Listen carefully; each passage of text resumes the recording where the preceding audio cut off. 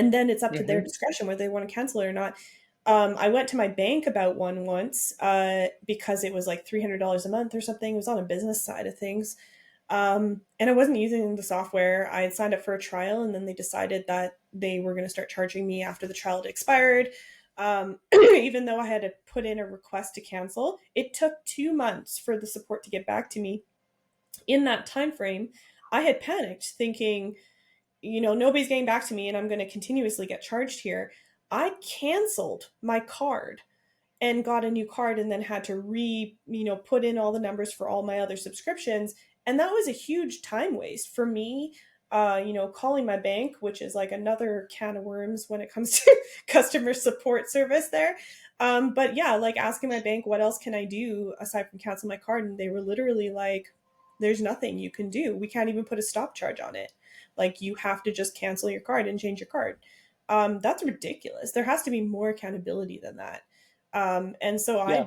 I caution everybody, like, that's my own mistake, I guess. Like, I didn't read the fine print.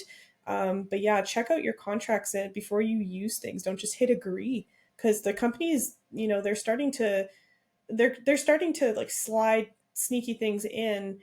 And that's why I'm kind of hoping that, like, as much as I enjoy the AI trend, and I'm keeping, up to date on everything, and I'm excited to see what comes up, I am not excited about these pop-up software companies and these software agencies, primarily because they just don't have their structure in place to protect their customer.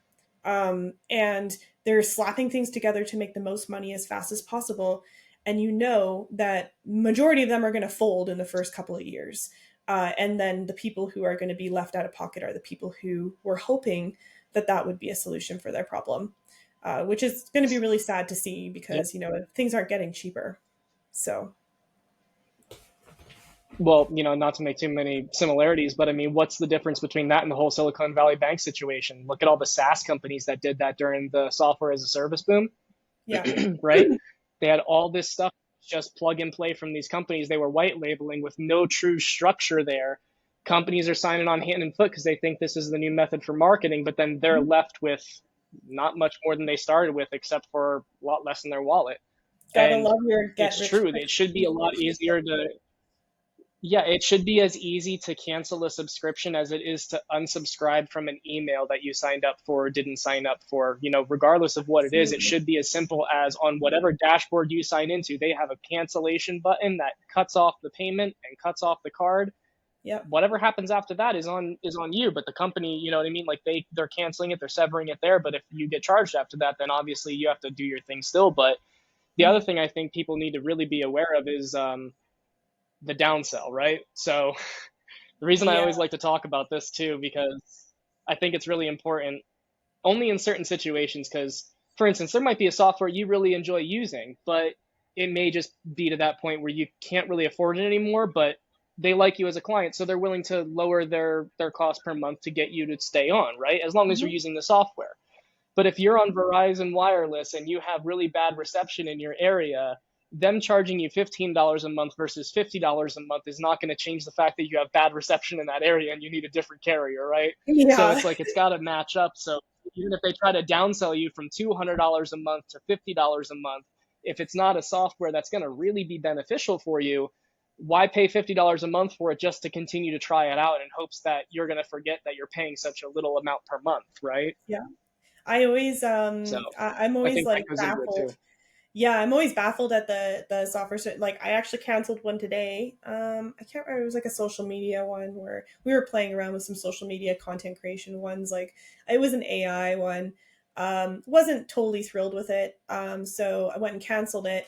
It took me 5 steps to cancel it, and it was just a prompt, like a prompt funnel, essentially. And in those 5 steps, I basically got the price down to like 10% of what it was. I still canceled it because we're not going to use it. But I guess my tip and trick for today would be, try to cancel the software and see if you can get it cheaper. Even if you intend on using it, right? If it's Um, something you really like, if it's something you really yeah, like, yeah. right? Because to that point, that was kind of the third point I was going to make earlier and totally forgot about. I'm a firm believer that when a lot of these softwares started coming out, you were paying a monthly or a yearly charge to have access to something that's already built. And Yeah. yeah, there's maintenance, there's stuff they have to do, kind of built into the cost of how many users they have, right? It's like if you Hmm. have thousands of people using WordPress and you're all charging them all $20 a month, are you really having a problem? No, you can probably pay people to manage things. It's a big company. I know I'm deflating those numbers, but my point being is that you used to pay for, let's say, a video game and have access to all the DLCs that would come out because you paid for the game, right?